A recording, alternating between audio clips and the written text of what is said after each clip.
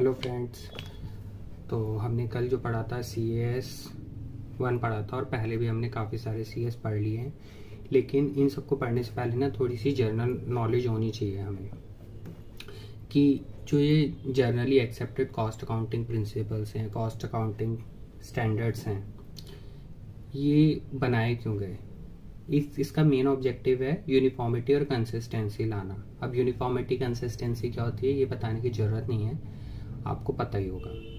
बाकी ये जो हमारा इंस्टीट्यूट ही बनाता है, ठीक है, cost accounting standard board C, जो इंस्टीट्यूट के अंदर ही आता है। बाकी क्यों बनाए जाते हैं भाई, पहले तो कॉस्ट मेज़र करने के लिए, स्टैंडर्डाइज कॉस्ट अकाउंटिंग प्रिंसिपल करने के लिए, क्लासिफिकेशन मेजरमेंट, असाइनमेंट एलोकेशन करने के लिए। बाकी असाइनमेंट एलोकेशन का मतलब पता ही होगा, हमने ओवरहेड में पढ़ा था कि हम असाइन करते हैं हर एक कॉस्ट सेंटर को, हर एक cost on a rational basis. जो डायरेक्ट होता है वो तो पता चल जाता है, तो उसे हम असाइन कर देते हैं, बट इनडायरेक्ट जो होते हैं, ओवरहेड्स होते हैं, वो एलोकेट करने पड़ते हैं, है ना। डिफरेंट मेथड्स हैं ओवरहेड्स को एलोकेट करने के लिए, हमने पढ़े भी थे, reciprocal method, step down method, है ना। तो ये 3 तरह के मेथड्स होते हैं, वो हमारे अभी कोर्स में है नहीं, लेकिन जनरल नॉलेज के लिए पता होना चाहिए। Basics of computing of cost की कैसे होगा, ये सारी बेसिक चीज़ें हैं। बाकी देखो, ये कॉस्ट अकाउंटिंग स्टैंडर्ड्स हैं 3, और टोटल 3 नहीं है, सॉरी, टोटल है हमारे 24। इनका ना एक चार्ट बना लेना, और इसी तरह से इसको फोटोकॉपी भी कर सकते हो, और समय समय पे ना याद करते रहना। इसका मिल जाएगा, स्टडी मैट में भी है। और इसको मैं ना याद करने का तरीका बताने वाला था, मैं सोच रहा हूँ कि अभी बता दूँ, ठीक है। तो मैंने कैसे याद करा था, देखो मैं बता देता हूँ। जैसे CS1 है, क्लासिफिकेशन ऑफ कॉस्ट, तो सबसे पहले तो क्लासीफाई होगा ना, तभी वो 1 है। जब तक क्लासीफाई नहीं होंगी कॉस्ट, तब तक कैसे काम चलेगा। फिर उसके बाद 2 से ना, 2 को हम 2 जैसे लिखते हैं, उसको उल्टा कर दो तो वो C की तरह लगेगा, तो उससे कैपेसिटी डिटर्मिनेशन याद आ जाएगा तुम्हें। और इनिशियली वो क्या होता है, शुरू के और आखिरी के इजीली याद हो जाते हैं, बीच बीच में दिक्कत आती है, ठीक है। तो कोशिश ये करना 10-10 करके करना, और फिर 10-10, 20, और फिर 4 कर लेना, या 12-12 करके कर लेना, जैसे तुम्हारे को सही लगे वैसे कर लेना। 3 जो है वो प्रोडक्शन एंड ऑपरेशन ओवरहेड है, ओवरहेड का है 3 वाला। और ओवरहेड ना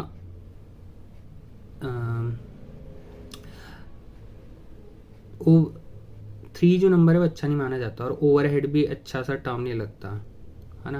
और वैसे भी 3 को ना 20 से काट के और दोनों को जोड़ दो, ओ की तरह भी बन जाता है, तो इसको हम ओवरहेड्स कह सकते हैं, ऐसे याद रख सकते हैं। ये याद करने की टेक्निक्स हैं, और तुम अपनी खुद बना सकते हो, तुम हंसो मत, अगर मुझ पे हंसी आ रही हो तो, अपने अपने तरीके हैं। 4 जो है वो प्रोडक्शन है, 4 को ना उल्टा कर दो तो P की तरह लगेगा, ठीक है। तो cost of production, acquisition, supply of goods, provision of services, ये चीज़ है। पहले ना हम इसे कहते थे कैप्टिव कंजम्पशन, लेकिन अब cost of production, acquisition, supply of goods, provision of services, थोड़ा बड़ा नाम हो गया। और हम पढ़ेंगे, सारे ही पढ़ेंगे, टेंशन मत लो, अभी बस नाम याद कर रहे हैं हम। 5th जो है वो है average equalisation cost of transportation, कि ट्रांसपोर्टेशन का क्या ट्रीटमेंट होगा, ठीक है। उसके बाद 6 material cost, 7 employ cost, 8 cost of utility. 6 से याद आ जाएगा 6 मटेरियल, है ना। 7 भी याद आ जाता है, एम्प्लॉय, है ना। और 7 को उल्टा कर दो तो L की तरह लगेगा, तो L इज लाइक लेबर, तो एम्प्लॉयज लेबर। 8 जो है वो इन्फिनिटी के साइन की तरह लगता है, तो यूटिलिटी जो है वो इन्फिनिटी में आनी चाहिए, इंटरप्ट नहीं होनी चाहिए, कि अगर इंटरप्ट होगी तो हमारा प्रोडक्शन हैम्पर होगा। फिर 9 को उल्टा कर लो तो P की तरह लगेगा, तो पैकिंग आ गया। 10 मतलब डन, 1 2 3 जैसे हम 10 करते, 10 मतलब डन, तो 10 इज लाइक डायरेक्ट एक्सपेंसेस, 10 तक याद करना। फिर उसके बाद 11 में ना, 11 को हम एक ही तरह भी देख सकते हैं, क्योंकि 2 1 है, और इस ये वैसे 1 1 जो होता है वो पहला ही अल्फ़ाबेट होता है, तो ए से याद कर लेना एडमिनिस्ट्रेटिव। और 12 जो है वो आर की तरह बन जाता है अगर दोनों को जोड़ दें तो हम, है ना, तो रिपेयर एंड मेंटेनेंस आ जाएगा। फिर 13 जो है, 13 को ना हम एस की तरह लिख सकते हैं। अगर 13 को ना बी से काट के एस भी बना सकते हैं, है ना, काट के थोड़ा ऊपर वाले पार्ट को उल्टा करके वो एस बन जाएगा। तो कॉस्ट ऑफ सर्विस और कॉस्ट सेंटर वाइज, किस service cost of service cost centre wise कैसे जाएगी 13 बताता है। बाकी 14 जो है, 14 को ऐसे याद रख सकते हो, पी को उल्टा कर, वो 4 को उल्टा कर लो तो पी की तरह हो जाएगा, है ना। तो तुम देखोगे जैसे 4 है उसमें भी प्रोडक्शन है, वो पी कर उल्टा कर दिया, इसमें भी पी उल्टा करोगे। लेकिन इसमें ना 1 है तो उसे एज अ एल ले सकते, है ना, एल की तरह ले सकते हो। वैसे तो याद आ जाएगा, 4 को उल्टा करके पी हो जाता है, पॉल्यूशन कंट्रोल कॉस्ट। 15 जो है वो 5 जो है वो एस की तरह लगता है, तो सेलिंग एंड डिस्ट्रीब्यूशन। 15 जो है वो एस की तरह लगता है 5, तो उसे सेलिंग एंड डिस्ट्रीब्यूशन ओवरहेड्स। 16 जो है 6 को उल्टा कर दो तो डेप्रिशिएशन डी हो जाएगा, तो डेप्रिशिएशन एंड अमोर्टाइजेशन। 17 है, 17 मतलब क्या होता है, खतरा। और हमारे ना मिडिल क्लास में इंटरेस्ट को खतरा माना जाता है कि लोन ले लिया तो इंटरेस्ट चुकाना पड़ेगा, है ना, और बहुत हैवी इंटरेस्ट होता है कई बार।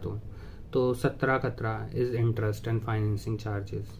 18 में भी 8 है तो भी एक तरह से इन्फिनिटी है। तो रिसर्च एंड डेवलपमेंट भी ना जिस ऑर्गेनाइजेशन में चलती रहती है तो उसको हम अच्छा मानते हैं, तो इन्फिनिटी से याद रख लेना, रिसर्च एंड डेवलपमेंट इन्फिनिटी में चल रही है। 19 जो है 9 को जे की तरह भी, 9 जो है वो जे की तरह लगता है थोड़ा थोड़ा। तुम बोलोगे कैसे, पागलों जैसी बात है। 19 में 9 जो है वो जे की तरह लगता है ना, तो उसे हम जॉइंट कॉस्ट कह सकते हैं। 20 जो है वो टेक्निकल नो हाउ और royalty and technical know how की तरह है, ठीक है। तो 10 और 20 तो याद हो जाते हैं, 10 मतलब डायरेक्ट कॉस्ट और 20 मतलब royalty and technical know how. 21 जो है वो क्वालिटी, 21 को हम अच्छा नंबर मानते हैं, क्वालिटी नंबर मानते हैं, तो क्वालिटी कंट्रोल। 22 जो है वो एम की तरह बन सकता है अगर हम बनाना चाहें तो 22 इज मैन्युफैक्चरिंग कॉस्ट। फिर उसके बाद 23 आ जाता है ओवर बर्डन रिमूवल कॉस्ट, और 23 अच्छा नंबर नहीं लगता, तो over burden removal cost, over burden है। 24 is treatment of revenue of cost statements. कुछ याद कर लेना, और कुछ याद रहेगा ना तो आगे पीछे से भी थोड़ा वो हो जाता है कि इसके बाद ये था जॉइंट कॉस्ट है तो उसके बाद क्या आएगा, उसके बाद 20 आएगा royalty and technical know how, ठीक है। और स्ट्रक्चर क्या होता है CAS का, स्ट्रक्चर होता है इसका ये 9 आइटम्स हैं। इंट्रोडक्शन मतलब कि सब्जेक्ट मैटर क्या होगा जो स्टैंडर्ड के साथ हम डील कर रहे हैं, उसका ऑब्जेक्टिव क्या है, यूनिफॉर्मिटी कंसिस्टेंसी, स्कोप का है, कहाँ लगेगा, हम उसे कैसे क्लासीफाई, कैसे प्रेजेंट, कैसे डिस्क्लोज करेंगे, डेफिनेशंस, प्रिंसिपल्स कि कौन से प्रिंसिपल्स लग रहे हैं, कि अब नॉर्मल कॉस्ट नहीं लेंगे, इम्प्यूटेड नहीं लेंगे तो क्या प्रिंसिपल्स लग रहे हैं, असाइनमेंट कि कैसे असाइन होगा, है ना। असाइनमेंट मतलब कि हम किसी भी एक्सपेंस को उसके कॉज एंड इफेक्ट और बेनिफिट रिसीव के हिसाब से ही डालेंगे। अब पता ही होगा तुम्हें कॉज एंड इफेक्ट क्या होता है, कि इस खर्चे को करने से किसको क्या होगा इससे। अगर हम कोई लेबर का खर्चा कर रहे हैं तो इससे क्या होगा, या फिर अगर हम कोई बेनिफिट मिल रहा है तो किसको मिल रहा है, तो इसके बेसिस पे वो खर्चा असाइन होगा। प्रेजेंटेशन कैसे होगी, डिस्क्लोजर कैसे होगा, और उसके बाद इफेक्टिव डेट क्या होगी। तो मैंने ना इसे याद करने का तरीका ऐसे करा था कि iOS, ठीक है, बाकी अंदर का तो तुम्हें याद करना होगा ना, इंट्रोडक्शन, ऑब्जेक्टिव और स्कोप, iOS जो एप्पल में आता है। फिर उसके बाद पापड़ी होती है ना, हाँ तो वही वाली पापड़ी, PAPDE, papdi, iOS papdi, structure of CAS। बाकी अपने तरीके से खुद कर सकते हो तुम। बाकी हमने कल क्लासिफिकेशन पढ़ा था कि कॉस्ट क्या होती है, जनरली ये क्वेश्चन इंटरव्यू में पूछते हैं बहुत कि कॉस्ट और कॉस्ट सेंटर क्या होते हैं। कॉस्ट होती है is a measurement in monetary term the amount of resource use in the manufacturing of product और प्रोवाइडिंग सर्विसेज। कॉस्ट सेंटर क्या होते हैं पता ही है, बाकी देख लेना, स्टडी मैट में भी है, ये क्लासिफिकेशन में हमने पढ़ी थी चीज़ें क्या क्या होती हैं। डिस्क्लोजर कैसे होता है, जैसे कि लॉ रिक्वायर्ड कर रहा है या फिर उसका कोई मटेरियल इफेक्ट पड़ेगा अगर सही से उस तरह डिस्क्लोजर ना किया। बेटर प्रेजेंटेशन और क्लासिफिकेशन की। फिर CAS2, ठीक है, बहुत इम्पॉर्टेंट है ये। क्यों? क्योंकि इससे ना जनरली प्रैक्टिकल क्वेश्चन एक आ ही जाता है। हाँ, जनरली आता ही आता है कैपेसिटी डिटर्मिनेशन से, ठीक है। हेलो फ्रेंड्स, तो अब जो हमारा कॉस्ट अकाउंटिंग स्टैंडर्ड है वो है 2, जिसे हम कहते हैं कैपेसिटी डिटर्मिनेशन, ठीक है। सिंपल है, बहुत सिंपल है, बहुत इम्पॉर्टेंट है। क्यों? क्योंकि इससे एक क्वेश्चन पक्का पक्का आता ही है कैपेसिटी डिटर्मिनेशन पे, और बहुत ईजी है और आना चाहिए। क्यों? क्योंकि ये प्रैक्टिकली भी काम आएगा और इंटरव्यू में भी इससे रिलेटेड क्वेश्चंस पूछे जाते हैं।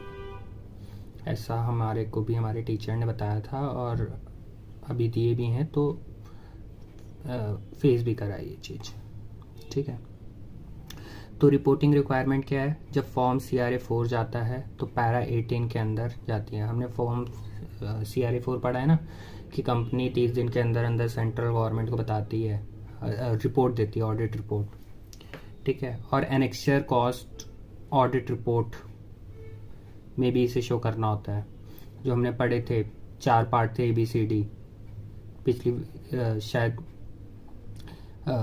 इसी वीडियो में बताया मैंने, ठीक है। तो A में तो हमने जर्नल इन्फॉर्मेशन पढ़ी थी, B में मैन्युफैक्चरिंग, C में सर्विस और D में और जो चिप एक्सपेक्ट थे, है ना, प्रोडक्ट प्रॉफिट वाला जो मैंने याद करने का भी तरीका बताया था वो, ठीक है।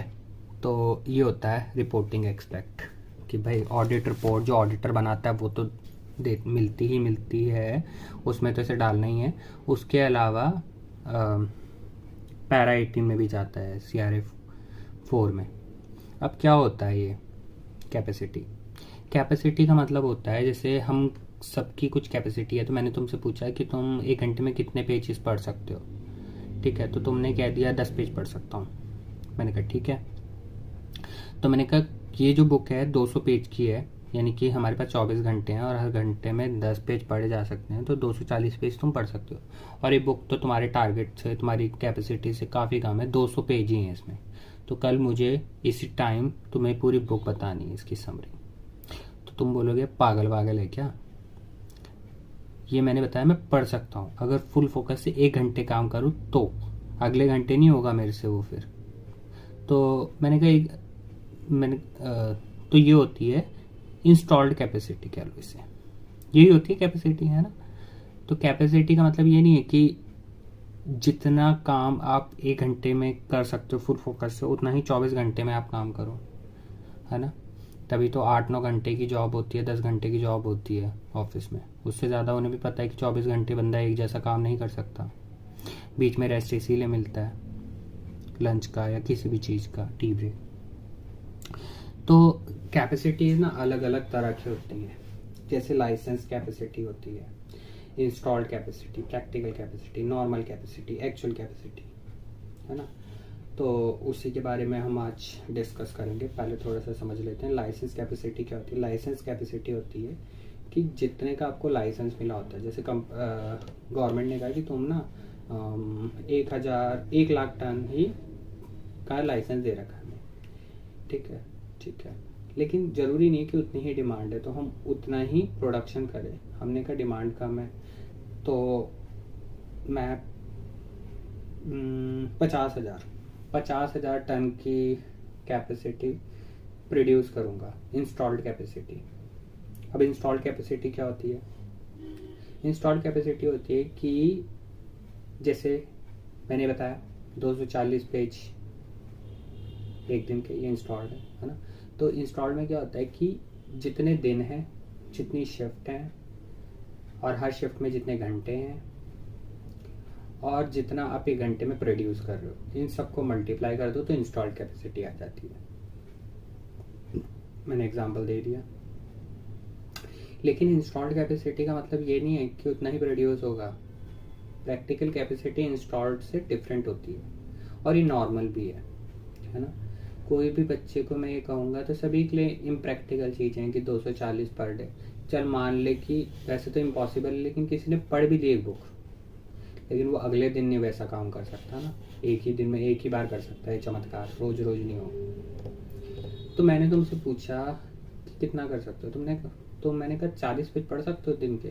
तो उसने कहा हाँ, कोई भी पढ़ लेता है, मतलब अगर फुल फोकस से अगर काम करें तो पढ़े जा सकते 40 पेज तो एक दिन के। तो मैंने कहा ठीक है।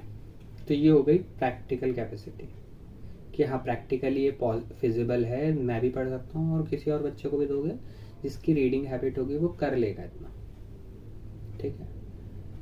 ठीक है, ये प्रैक्टिकल। लेकिन ये ज़रूरी नहीं है कि जो प्रैक्टिकल हो वही नॉर्मल हो, नॉर्मल उससे भी कम होती है। मतलब जो अवॉइडेबल फैक्टर है ना, उन्हें लेस कर दें हम नॉर्मल कैपेसिटी से, है ना, जो अवॉइड करे जा सकते हैं लेकिन नहीं हो रहे हैं अवॉइड।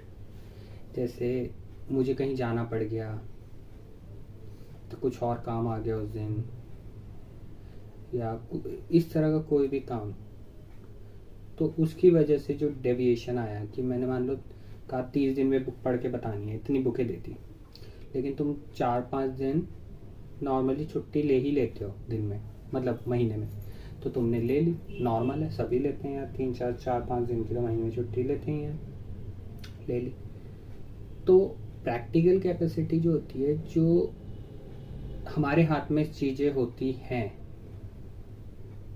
तो उसे लेस करके आते हैं। ये छुट्टी ले ली ना तुमने नॉर्मली, वो आ जाएगी तुम्हारी नॉर्मल कैपेसिटी, कि नॉर्मली हम इतना प्रोड्यूस कर लेते हैं और इतना ही सब करते हैं। और प्रैक्टिकल तो है लेकिन नॉर्मल नहीं है।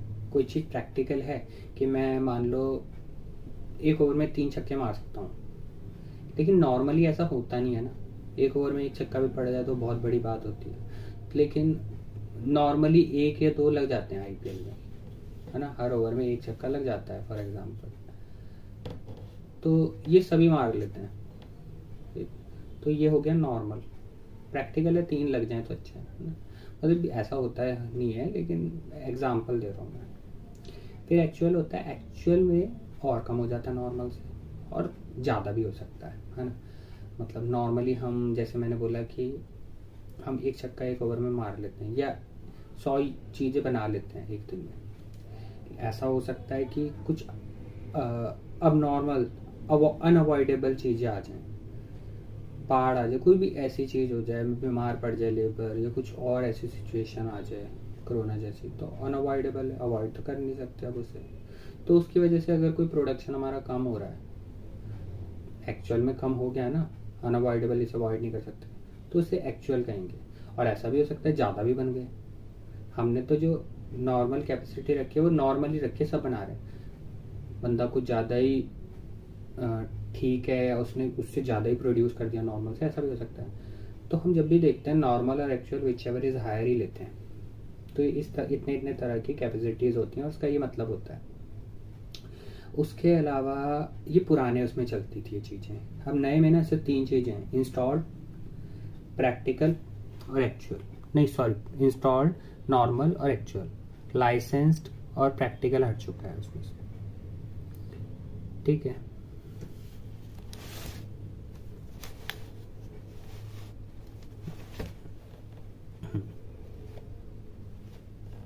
स्क्रीनशॉट लेके लिख सकते हो, वैसे ऐसा कुछ इम्पोर्टेंट है नहीं। तो अब हम कहें आइडल कैपेसिटी क्या होती है। आइडल कैपेसिटी होती है जितना बनना चाहिए था और जितना बना। जैसे मैंने तुम्हें कहा 40 पेज पढ़ने को, पढ़ तो लेकिन 240 भी सकता है ना कोई बंदा, अगर फुल एफिशिएंसी से काम करे। ऐसा पॉसिबल नहीं, करा जा सकता है।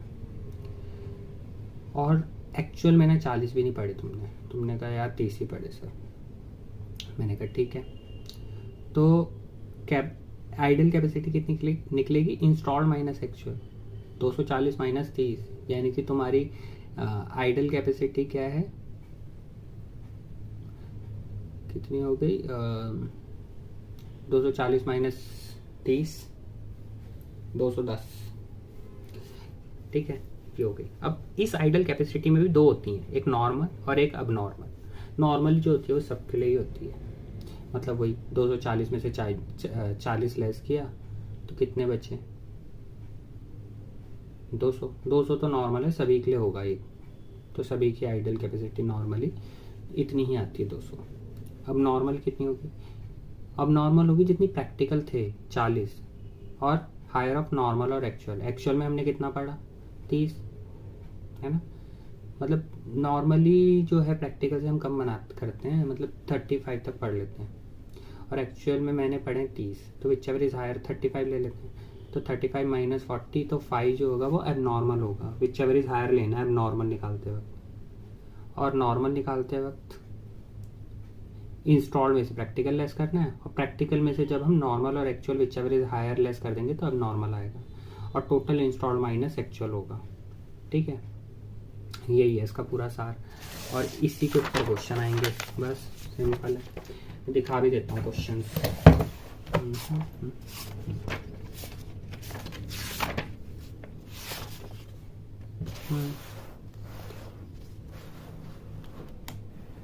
क्वेश्चन चलो जितना जितना आता जाएगा मैं तुमको दिखाता रहूँगा। सिंपल सा क्वेश्चन है, देखो इंस्टॉल्ड कैसे पहले पूछा है इन्होंने, इंस्टॉल्ड निकालनी है तो कैसे निकलेगा, पूरे आप 1500 1500 यूनिट एक घंटे में बनाते हो, और 3 शिफ्ट में काम होता है, और हर शिफ्ट 8 घंटे की है। ठीक है, और एक साल में 365 डेज होते हैं, तो इंस्टॉल्ड कैपेसिटी कितनी होगी, 1500 हर घंटे बन रहा है, और 3 शिफ्ट होती हैं हर दिन में, और हर शिफ्ट में 8 घंटे होते हैं, और हर दिन ये एक दिन का निकल गया इंटू 365 डेज से मल्टीप्लाई कर दिया, तो इंस्टॉल्ड आ जाएगी, मतलब इतना बनाया जा सकता है। फिर उसके बाद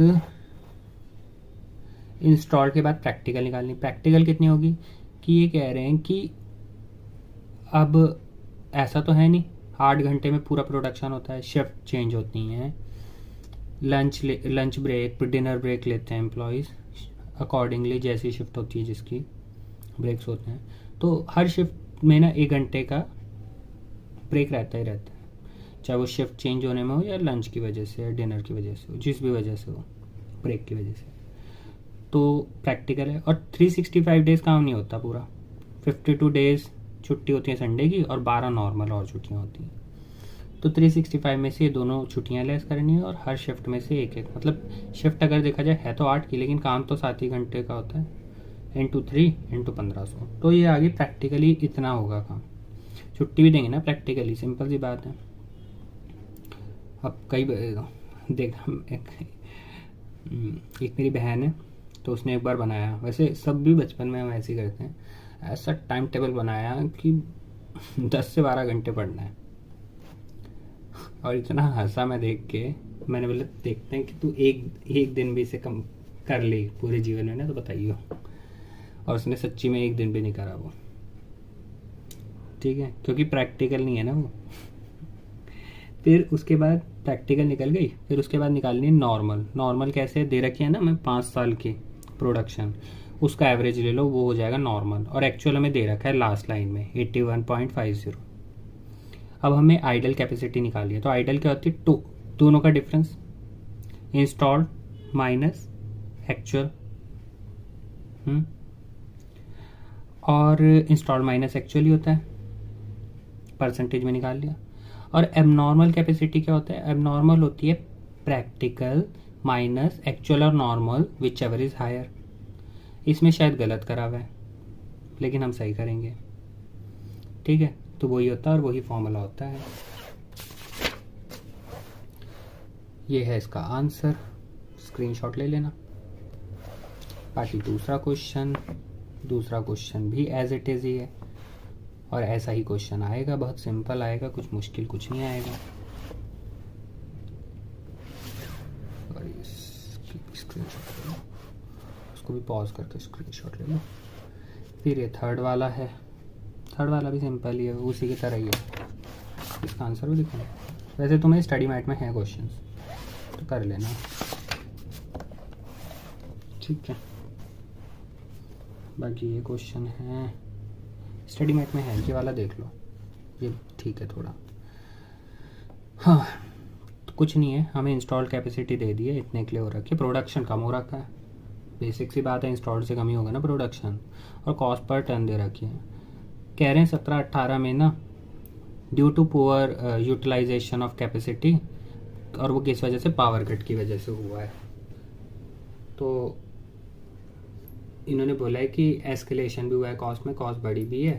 बेस ईयर 15-16 ले लिया, 15-16 के कंपैरेटिवली में 16-17 में 5%, और उसी के कंपैरेटिवली में 17-18 में 7% से आपकी ग्रोथ, वो इन्फ्लेशन हुआ है, ठीक है। एस्केलेशन इन कॉस्ट हुआ है। अब आपको ये बताना है, कैलकुलेट करना है abnormal cost due to the power cut, और what would be the treatment of this abnormal cost, इस एबनॉर्मल कॉस्ट का क्या ट्रीटमेंट होगा। तो देखो इसका आंसर भी मैं दिखा देता हूँ, ये है, बाकी मैं बता भी देता हूँ क्या है। कुछ नहीं करना, सारी इन्फॉर्मेशन नोट करनी है और निकालने की कितनी कैपेसिटी यूटिलाइज हुई है। लाइक 250 में से 240 करा है तो 96%, ऐसे ही 250 में से 230 प्रोड्यूस करा है तो 92%, 250 में से 125 तो 50% ही यूटिलाइज करी। कॉस्ट देती है और कॉस्ट का पे एस्केलेशन लगा दिया तो प्राइस वो बढ़ गया है, ठीक है, मतलब हाँ बढ़ा है प्राइस, यानी कि जो 177 है ये 105% है, तो हमें इसे 100 पे लाना होगा ना, क्योंकि कंपेयर तो हम उसी पे कर पाएंगे ना, बेस ईयर वाली पे, तो हम सबको ना उसी वैल्यू पे ले आएंगे 100 पे, यानी कि डिवाइडेड बाय 105 × 100 कर देंगे, तो ये सब बेस पे आ गया। अब इसको मल्टीप्लाई कर देंगे जितना भी प्रोडक्शन हुआ है, तो हमारी टोटल कॉस्ट आ जाएगी। अब टोटल कॉस्ट में का डिफरेंस देख लेंगे हम। अब हमें ये जो कॉस्ट दे रखी है 1000 रुपये या 126 रुपये, ये दे रखी है टोटल कॉस्ट है इसमें, यानी कि वेरिएबल और फिक्स दोनों है। तो अब हमें बाइफिकेट करनी होंगी वेरिएबल और फिक्स, तो कैसे करेंगे, तो दोनों की कॉस्ट का डिफरेंस ले लेंगे, 2,40,000 और 2,35,980, और जितना प्रोडक्शन में डिफरेंस आया है, देखो जैसे कॉस्ट कम हुई है ना, तो उसी तरह प्रोडक्शन भी कम हुआ है, 240 से 230 हो गया है। तो इन दोनों का डिफरेंस निकाल के और cost divided by number of unit करेंगे तो हमारी वेरिएबल कॉस्ट आ जाएगी, और वेरिएबल कॉस्ट लेस करेंगे जब हम टोटल कॉस्ट से, तो फिक्स कॉस्ट आ जाएगी। ऐसी हमने सबकी निकाल ली, ठीक है, सिंपल है।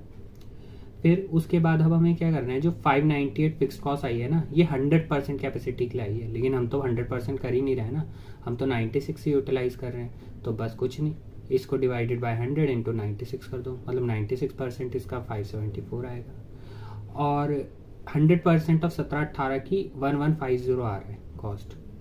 तो इट मीन्स कि सेम प्रोडक्शन के लिए 574 और 1150, इन दोनों का जो डिफरेंस आ रहा है ना, ये हमारी एबनॉर्मल कॉस्ट होगी, ठीक है, for 1 ton 1 unit of production. और हमारा कितना है, 125 कम प्रोड्यूस करा हमने कंपैरेटिवली, तो 125 से मल्टीप्लाई करेंगे तो एबनॉर्मल कॉस्ट आ जाएगी, और इसे फिर हम शो कर देंगे,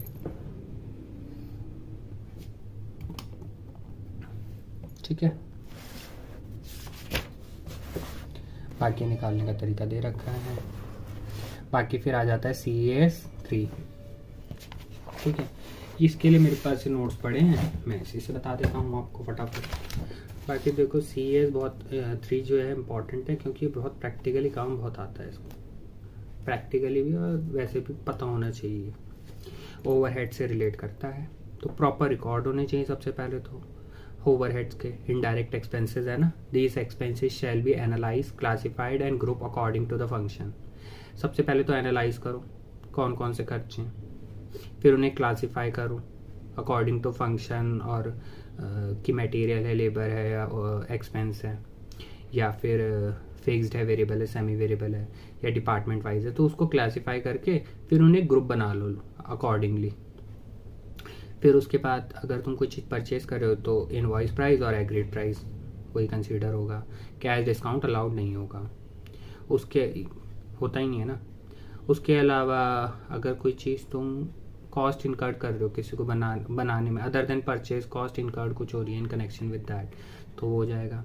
overhead shall be classified according to the functions के हिसाब से ओवरहेड क्लासीफाई होते हैं। मतलब वर्क में लग रहा है, एडमिन में लग रहा है, selling, distribution, head office, corporate. अब मैंने क्यों इसके ऊपर डैश लगाया हुआ है एडमिन, क्योंकि एडमिन का ना पहले तो इसी में आता था, लेकिन अब एडमिन का तो खुद का ही CS11 बन गया। हमने अभी पढ़ा था ना 1 है ना 11, हाँ तो एक ही तरह लगता है 11, तो अब ये उसमें चला जाता है। बाकी assignment of overhead either on the following two principle कि कॉज और इफेक्ट क्या पड़ रहा है उस खर्चे का और इससे बेनिफिट किसे मिल रहा है। स्टैंड बाय कोई एसेट्स है तो यूज़ हो रही है नहीं हो रही है इससे कोई फ़र्क नहीं पड़ता, वो एलोकेट कर दो। Variable overhead actual capacity utilisation के हिसाब से, मतलब जितना प्रोडक्शन होगा उस हिसाब से खर्चे चार्ज करेंगे। और फिक्स्ड में तो हम नॉर्मल कैपेसिटी के हिसाब से कि नॉर्मली कितना बन रहा है, हो सकता है उससे ज़्यादा एक्चुअल प्रोडक्शन हो रहा हो या हो सकता है कम कर रहा हो, है ना, तो हम ऐसे लेंगे। बाकी lease assets, operating lease, admin expenses, finance lease. अब फाइनेंस लीज में दोनों हो जाते हैं, ऑपरेटिंग में तो एडमिन एक्सपेंसेस हैं लेकिन एडमिन में ही जाएगा। फाइनेंस लीज में दो होते हैं, फाइनेंस भी होता है और सेग्रीगेट करते हैं फाइनेंस कॉस्ट को। तो फाइनेंस लीज में फाइनेंस वाले पार्ट को सेग्रीगेट कर देते हैं और फाइनेंस हम कंसीडर करते नहीं है, तो इसलिए वो वाला पार्ट नहीं आएगा, बाकी पार्ट आ जाएगा।